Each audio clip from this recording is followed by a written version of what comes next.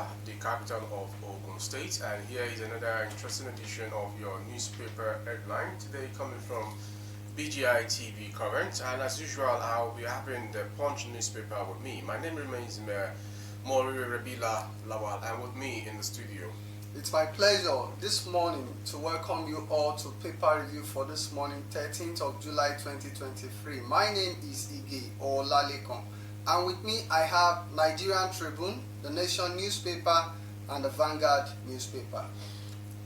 And the very first take on the Punch newspaper this morning, like I always come with, is coming from the presidency. NLC protests Tinubu's 500 billion naira subsidy palliative, demands 300% pay rise.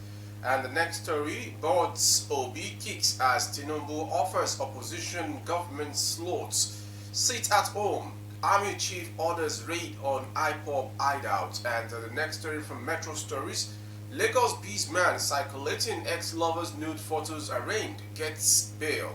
And also the next one, court rules on Emefiele's case today. Amechi doesn't merit Rivers ministerial slot, says APC chieftain. And the last rider, which I'm having on the Punch, Senate probes IPPIS over fraud. And from my own end here, I have from the Nigerian Tribune, 2022 budget, Tinubu seeks reps approval of 500 billion naira subsidy palliative. Tinubu urges governors to nominate competent individual for board appointment.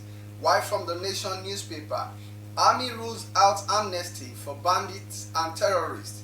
Ladoja drags Makinde Olubadan, elevated Obas to court.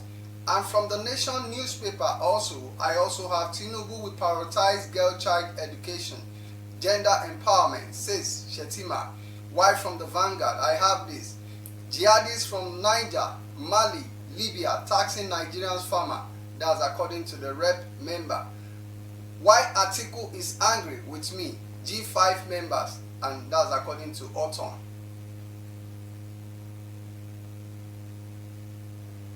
Alright, moving on to the next story, which is coming from the Punch newspaper. The Nigerian Labour Congress and the Trade Union Congress have thumped down the 500 billion naira palliative proposed by President Bola Tinubu, stating that it is grossly inadequate to assuage the hardships confronting workers sequel to the fuel subsidy removal. They are demanding a 300% salary increase to enable workers to cope with the challenges imposed by the deteriorating economic situation that came with the removal of the controversial fuel subsidy. On Wednesday, the President wrote to the House of Representatives seeking approval for 500 billion naira to cushion the effect of petrol subsidy removal. Tinubu's request was contained in a letter sent to the National Assembly and read during plenary by the Speaker of the House of Representatives, Tajuddin Abbas.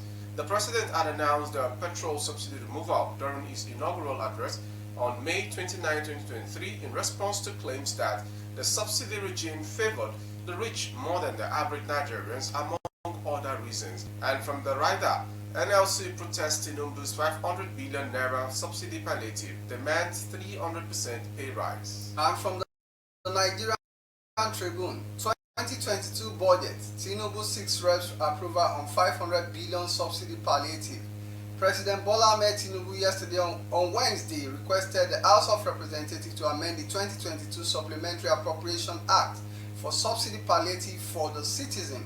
The President, in a letter addressed to the Speaker of the House, Honorable Tajuddin Abbas, which he read at preliminary, said that the amendment was to extract 500 billion from the 2022 supplementary budget to provide palliative to cushion the effect of subsidy removal. The letter read, I write to request to amend the 2022 Supplementary Appropriation Act. The request became necessary to provide necessary palliative to mitigate the effect of the removal of fuel subsidy on Nigerians. Thus, the sum of 500 billion has been extracted from the 2022 Supplementary Appropriation Act of 819.536 billion for the provision of palliative to cushion the effect of subsidy removal. I seek the expeditious consideration of this request. And to the rider, 2022 budget, Tinubu seeks rep approval on 500 billion subsidy palliative. The Labour Party and its standard bearer in the last presidential election, Peter Obi, have kicked against their offer of board slots to state governors, including those elected on the platform of the opposition People's Democratic Party and Labour Party by President Bola Tinubu.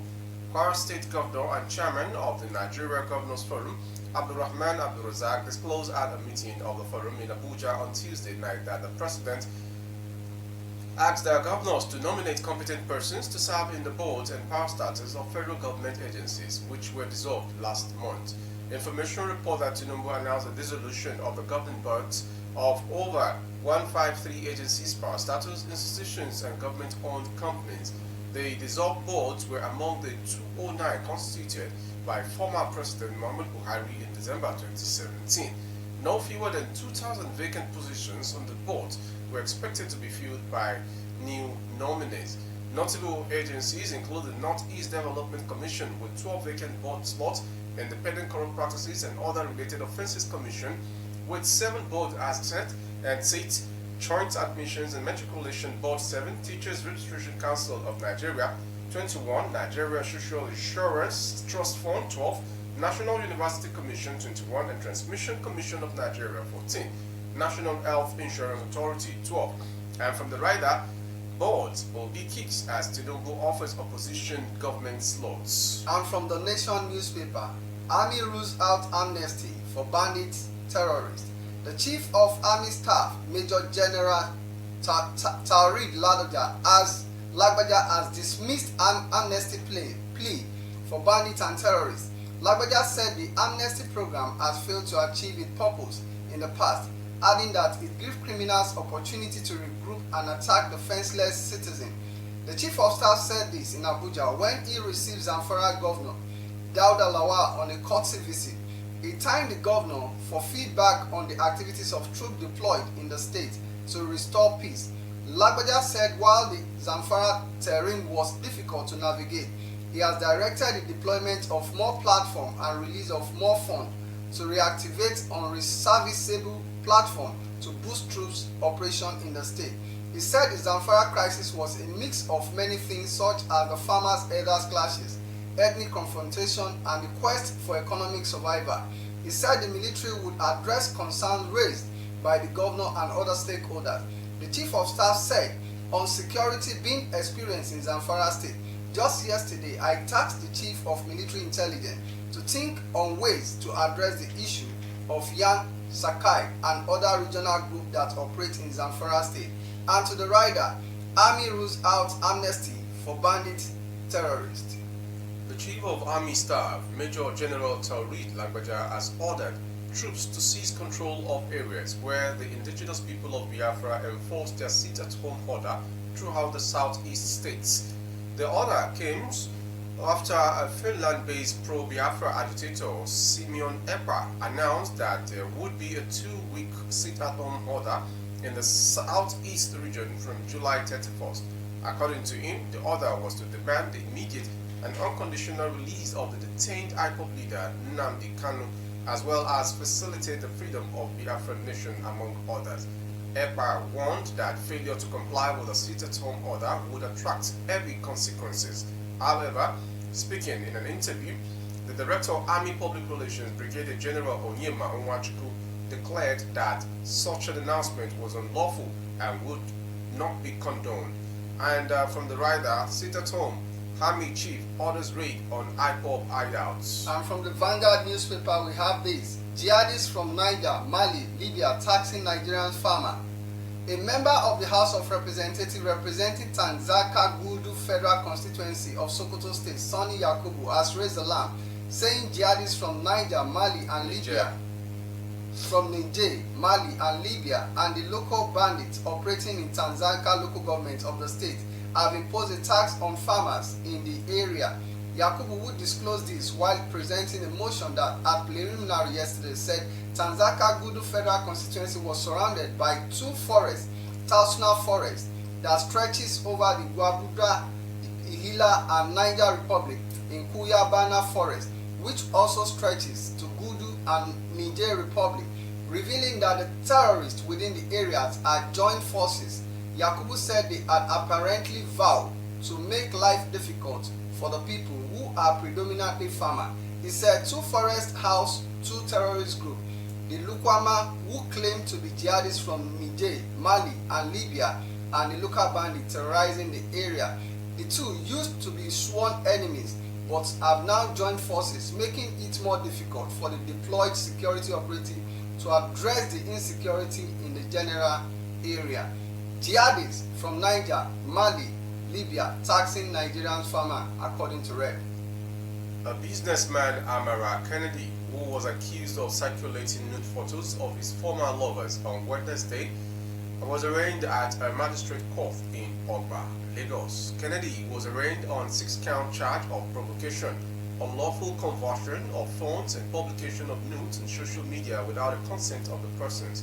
The charge wrote in the path that you, Amara Kennedy, sometime in September 2022 in a hotel at Olodi Apapa, Lagos, in the Lagos Magisterial District, insulted, annoyed, disgraced, and or provoked one Adam Khadija Gwemisola without her consent, did share a nude in the social media and thereby committed an offense contrary to and punishable under Section 24 of the Cybercrime Stalking, Prohibition and Prevention Act laws of the Federal Republic of Nigeria 2015.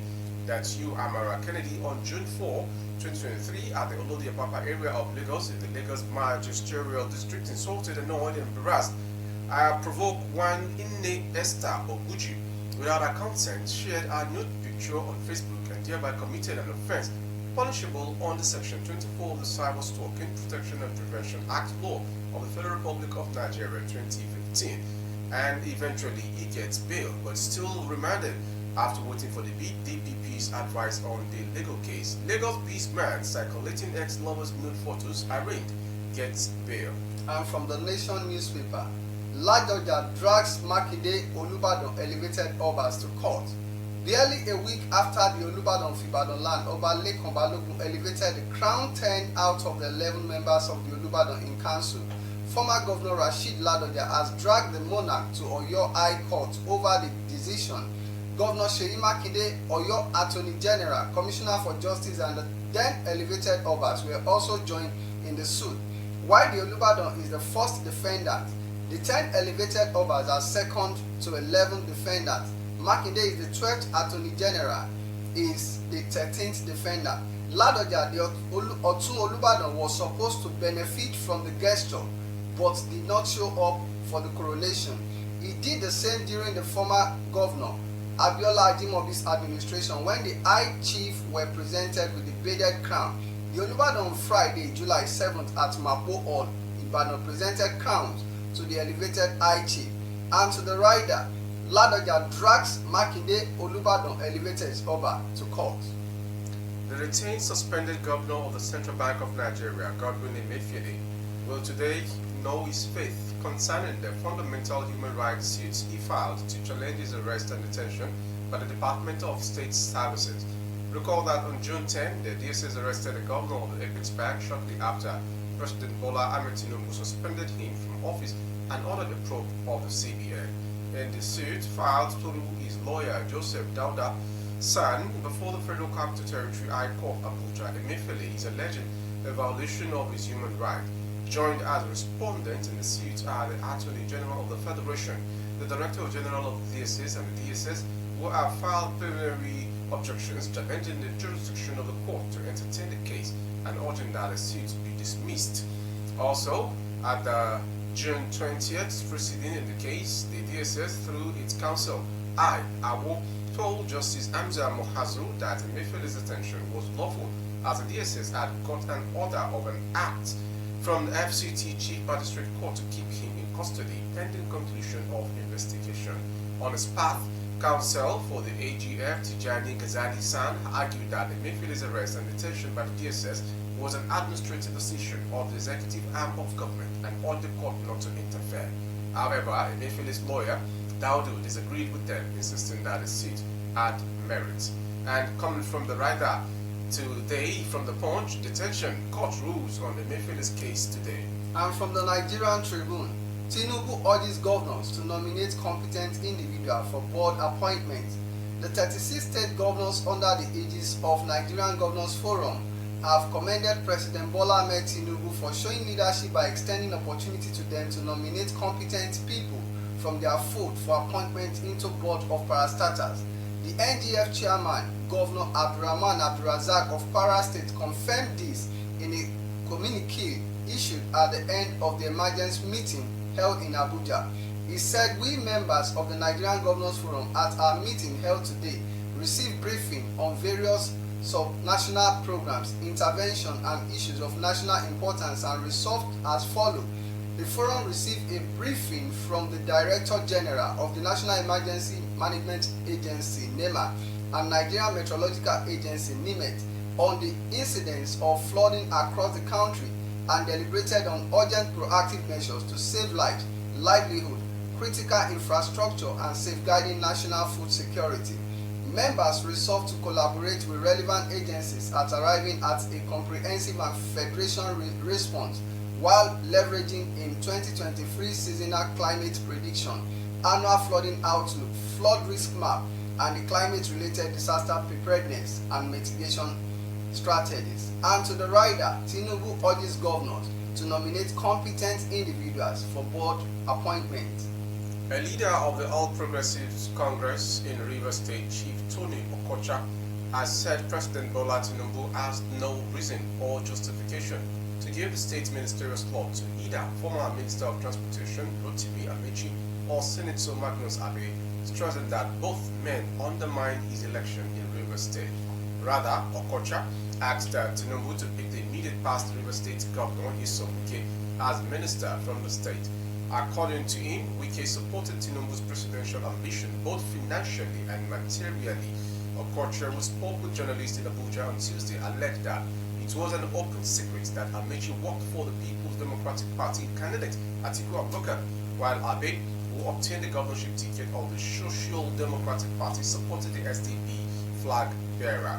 Okocha, who was the chief of staff to Amechi when he was the Rivers State governor, said, "The point I'm making is neither Amechi and his group nor Magnum Abe and his group worked for Tinubu. What helped us in Rivers State is the stupidity of the PDP, and we all know at the center of that is the spin doctor Nyesom Wike, governor of my state, who happens to be the former governor of Rivers State." And the rider is coming. Amechi doesn't merit Rivers ministerial slot, says APC chieftain. And from the Nation newspaper, Tinubu will prioritize girl-child education, gender empowerment, says Shettima. Vice President Kazim Shettima yesterday assured all Nigerians that President Bola Ahmed Tinubu's administration is committed to prioritizing the education of the girl child and gender empowerment.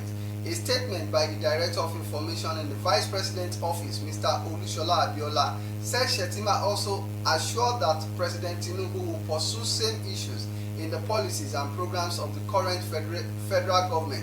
The Vice President said this when he hosted a delegation of the United Nations led by the UN Deputy Secretary General and Chair of the United Nations Sustainable Development Group, Mrs. Amina Mohammed. The Nigerian envoy was accompanied by the co-founder of Malala Fund, Ms. Malala Yousafzai, and other officials. Shettima reiterated President Tinubu's commitment to education and empowerment of women, adding, President Bola Ahmed Tinubu is fully and equivocally committed to the girls' child education and gender empowerment initiative. And to the rider, Tinubu will prioritize girl child education, gender empowerment, says Shettima. The Senate on Wednesday launched an investigation into allegations of bribery and corruption leveled against officials of the Integrated Payroll and Personnel Information System at various universities across the Federation.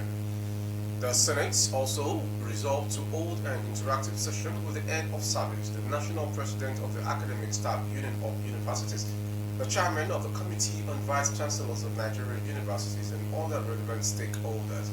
This was sequel to a motion by Senator Ifeanyi Ubah, Young Progressive Party, Anambra South, during Wednesday plenary.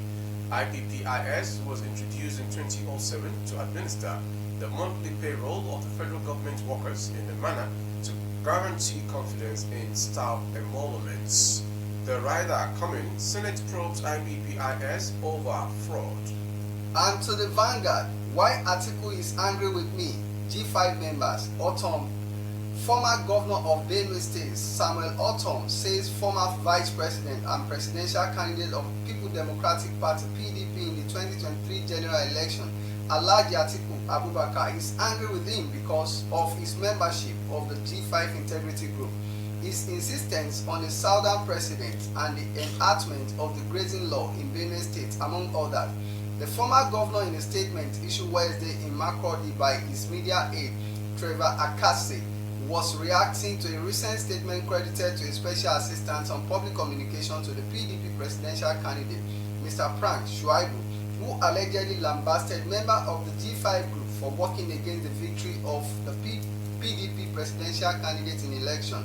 In a statement, Mr. Shuaibu had alleged that the G5 governors were only seeking relevance appointment and protection from the prosecution, stressing that the decision of the G5 governors not to support Atiku had nothing to do with patriotism. And to the rider, why Atiku is angry with me, G5 members, Otom.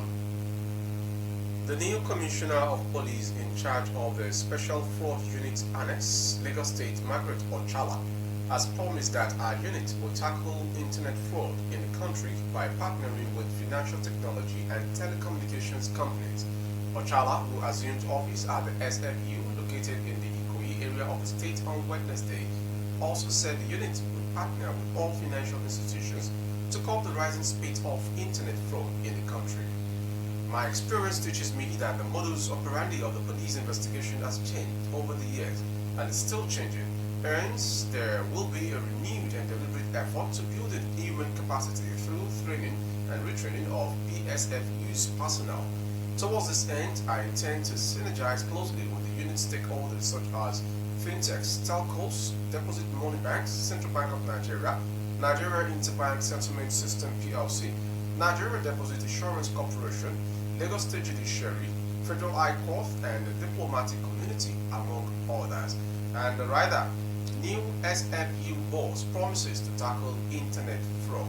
Now, Moiri, I think I'll be taking you first on this headline from the Vanguard newspaper, where one of the House of Rep member from the Tanzaka Gudu Federal Constituency from Sokoto State, in person of Sonny Yakubu, said that those terrorists that have been disturbing Nigeria are not really Nigerian citizens. Like what he said the jihadists from Niger, Mali, Libya are the one taxing Nigerian farmer.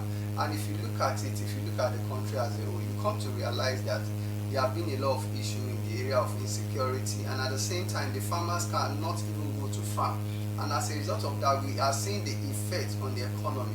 What is your take on that?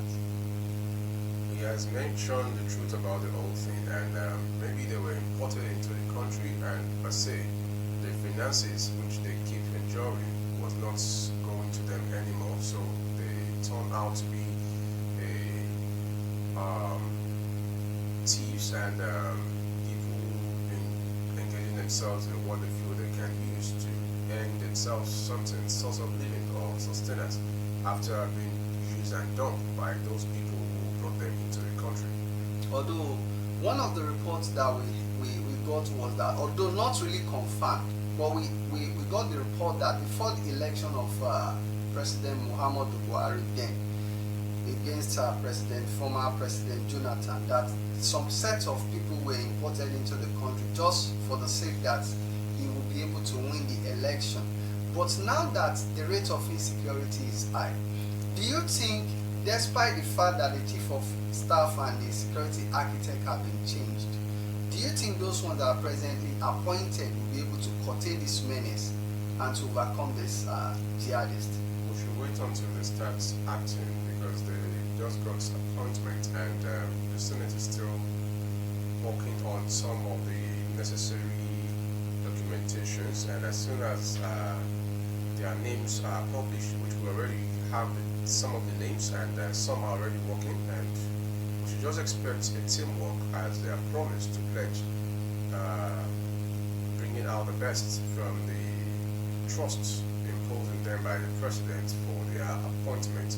So we should just expect a rigorous task from them as well, because it's not going to be easy, as we know Nigeria terrain and geographical locations within the north especially where they are facing this insurgency mostly in the country. Now, going to Ibadan, from the Nation newspaper, we had this news that Ladoja drags Makinde Olubadan elevated Obas to court. Now, the governor was to crown 11 personalities to become a king in their various domains. But the report we got was that Ladoja was insisting that no, he doesn't want that crown. That what he wanted is to become the Olubadan. And just like the Yoruba saying that Toba kan Oba ku, Oba kan o le je. Now, Ladoja has dragged the governor of the state and the Olubadan, who is on seat presently, as in terms of Lekan Balogun, and those kings that were crowned recently to court. What is your take on Ladoja's perception? There is no bitter claim about Ladoja's perception than he has opened up by saying he wants to become the next Olubadan. He is not mandating the demise or wanting the demise of the present Olubadan who occupies the stool. Rather, he's speaking that after, and according to the tradition of the Olubadan's kingship, I believe that the Otun to Olubadan is next as the Olubadan after the present Olubadan probably dies, or maybe there is a change in power or something. So he has his reason why he has taken them to court and why he has boycotted the former or last week coronation to the high rank of being a king, which he said he doesn't want any other kingship than the Olubadan title. Now, let's look at this other headline still from the Nation newspaper. Army rules out amnesty for bandits and terrorists. Now, if we can recall, we remember that during the time of President Yaradua, he was the one that started this amnesty issue when he called on the Niger Delta militants that okay, they should stop all this burning and vandalization of pipelines and things like that. That okay, he's going to rehabilitate them and bring them back into the society. And then most of them complied with it. But by the time President Muhammadu Buhari came into power, even before President Muhammadu Buhari, when Jonathan took over, there was a lot of issues in the northern part of the country where we now started having banditry, the Boko Harams and the rest of them. But Jonathan was like to take a tall step after his boss, his late boss.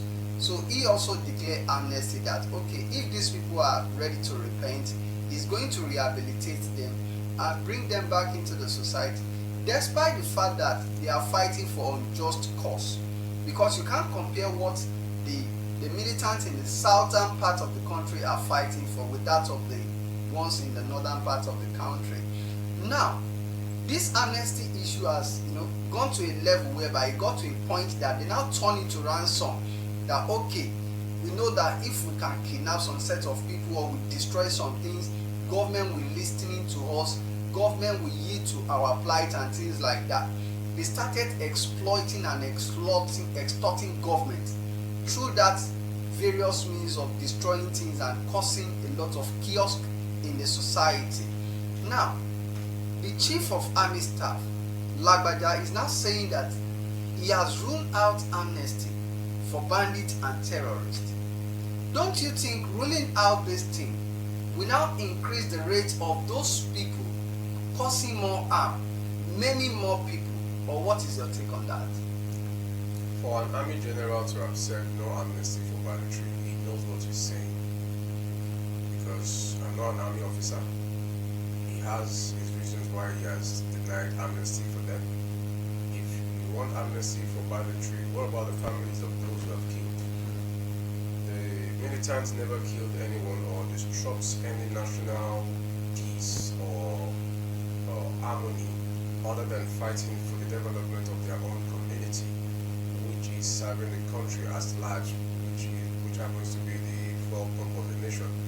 So I see no reason why we should be debating why the Army General said no amnesty for the Boko Haram, the insurgents and the likes. Ask yourself this question, and those watching us, that during the reign of Buhari, how many of those bandits were arrested?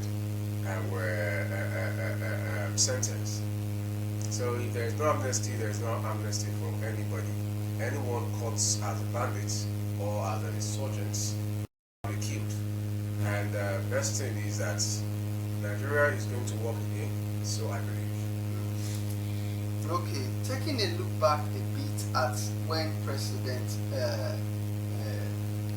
Olusegun Obasanjo was in power. As at that point in time, the people of the Niger Delta were clamoring for a certain thing, although we later got to the report that a particular incident happened in Jesse, a town, a very remote area in the southern part of the country, that some military men lost their life, and we knew what the order that President Olusegun Obasanjo gave them. The place was demolished, the place was destroyed. Do you think in handling those jihadists, those terrorists, do you think President Bola Ahmed Tinubu should also take the same step towards approaching those miscreants that are destroying the society? Before you can tackle what an ex-army general did, you should ask yourself convincingly, what were the things that transpired? The things that transpired at the town or community you're talking about during the days of Obasanjo is totally different from what the Boko Harams are doing. And you can't just say the instruction or the order given by Obasanjo to the battalions that went to that community should same way apply to what Tinubu should do. Individually, they have their strategies of handling things and bringing support to everything happening and resolutions and how they tackle things. So we should just allow them do what they feel is necessary for the safety and stability of the country. So as soon as the necessary fruition comes out as a template in manner at which they can tackle all of these foreign fighters and killers marauding the country as a whole, definitely Nigeria will walk again, like I believe. Okay. If you look at the Nigerian Tribune, we have this headline where President Bola Ahmed Tinubu urges governors to nominate competent individuals for board appointments. Now, if you look at the various parastatals of the federal government in the country, giving those governors opportunity to nominate people to head those parastatals, don't you think at the end of the day it's going to get to a point whereby there will be influence from the governor to those they nominated to the president? We don't read people's agendas on assumptions. When the presidency has mentioned to them to employ competent hands, they surely give back to the presidency what they have done. So as for me, I want to say that assuming or bringing assumptions into it that influence or no influence will happen, I do not see it happening. They are governors and they are to select or appoint people, competent hands. So when they are already given, when they are given or when they already have a template on people to fit into the vacancies, and they are not doing their job, definitely there are some quotas that need to checkmate all of these things, not we ourselves. But the thing is, in Nigerian polity, all we see most times is bringing in your affiliates or your allies or your friends or your associates to occupy the position where you know that yes, you can get $1 or $2 from the person while in office. So Nigeria should just try to remain resolute that yes, in this new dispensation, definitely we will have a good country again as Nigeria. Okay. Going through the Nation newspaper once again, we have this headline: Tinubu will prioritize girl child education. Gender empowerment, says Shetima. Now, if you look at this comment of the Vice President, you come to agree with me that when we look at the rates of, the male and the female children enrolling in school, there has been a lot of lopsided in the balance. If we look at some parts of the country, they prefer to send more male child to school than the female child. But I think with what the vice president just said, now I think if the government can prioritize that area whereby the female too can have the same equality opportunity as the male, I think it's going to boost the economy, because we still have some intellectual ladies or female gender that can also contribute immensely and positively to the economy of the country. But what is your own take on his comment? He has spoken rightly, and it's left for the northern people to wake up to making sure they occupy the space and the gap between the northern Nigeria and southern Nigeria, because the gap is still immense. And for better female child education, it is high time they embrace what President Bola Tinubu administration is planning to do on girls' child education, as claimed by the Vice President Kashim Shettima. Okay, let's quickly take this from the Vanguard newspaper. We have this where Autumn is saying that why Atiku is angry with me, G5 members. Now, there are some allegations here when Autumn said that the insistence on Southern president, that for the fact that he joined the other governors to clamor for Southern president and not for the North anymore, and at the same time the enhancement of grazing law, which we all know that when Buhari even brought it up, a lot of people go against it that no, if you want to rear your cattle or your cow, things like that, there are procedures for it. Now, he was saying that these are part of the issue that makes the former president and the presidential candidate for the PDP to have issues with him. But what is your own take on the issue of the G5 and Atiku? I do not have any issues or take on G5, because if their alignment and template were working, they wouldn't have a breakout between themselves. Okay. Do we have any other headline from your end? An Ondo State Magistrate Court sitting in Akure, the state capital, has sentenced a man, Friday of Kennedy, to 2 years imprisonment for stealing some chemical substances worth 130,000 naira. The convict, who is a pastor of a popular church in Iwaro, Oka Akoko, in the Akoko Southwest local government area of the state, was said to have committed the offense on July 2nd, 2023 in the town. He reportedly broke into the chemical shop and stole the items. He was, however, arrested and charged to both. He was arraigned before the court on a 2-count charge of stealing. And the rider, which happens to be the last one here, on the Punch newspaper, Ondo pastor backs 2-year jail term for stealing. And it has been a wonderful time spending your time with us on paper review for this morning. My name remains Ige Olalekon, and if you enjoyed today's paper review with us with the robust deliberation, I wish you to join us tomorrow again. You have a nice day.